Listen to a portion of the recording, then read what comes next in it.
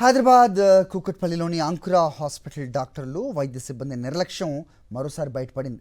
Delivery కోసం వచ్చిన నిండు గర్భిణి అరగంట వ్యవధిలోనే చనిపోగా తాజాగా మరో నిండు గర్భిణి సిబ్బంది నిర్లక్ష్యానికి గురై తీవ్ర అవస్థలు పడ్డారు. సంధ్య ఈ నెల 22న అంకురా హాస్పిటల్లో డెలివరీ కోసం చేరారు. అదే రోజు ఆమెకు డాక్టర్లు సిజేరియన్ చేస్తే కవలపిల్లలు పుట్టారు. ఆ తర్వాత సంధ్యను ఐసీయూకి షిఫ్ట్ చేశారు. చలి ఎక్కువగా ఉందని చెప్పడంతో సిబ్బంది ఆమె 2 కాళ్లకు హీట్ ప్యాడ్స్ కట్టారు. ఆ తర్వాత ఈ విషయం మర్చిపోయారు వైద్య సిబ్బంది. మత్తు వదిలి తీవ్ర నొప్పితో కేకలేయడంతో సిబ్బంది వచ్చి హీట్ ప్యాడ్స్ తొలగించారు. కానీ అప్పటికే సంధ్యకు 2 కాళ్లకు బొబ్బలు ఏర్పడి చర్మం ఊడిపోయింది.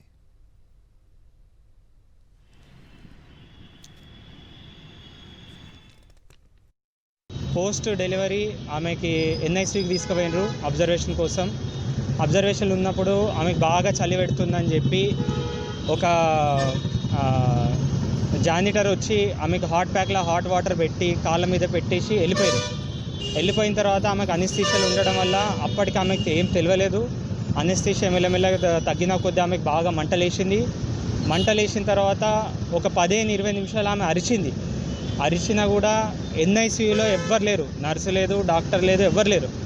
ఎన్ఐసీయూలో డాక్టర్ లేకపోవడం, నర్సెస్ లేకపోవడం చాలా బాధాకరం. దీనివల్ల ఆమె కాళ్ళన్నీ 2 కాళ్ళు కాలిపోయినాయి. ఒక కాలు అసలు నడవస్తలేదు ఆమెకు. 2 పిల్లలకు ఆమెకు తీసుకువస్తలేదు.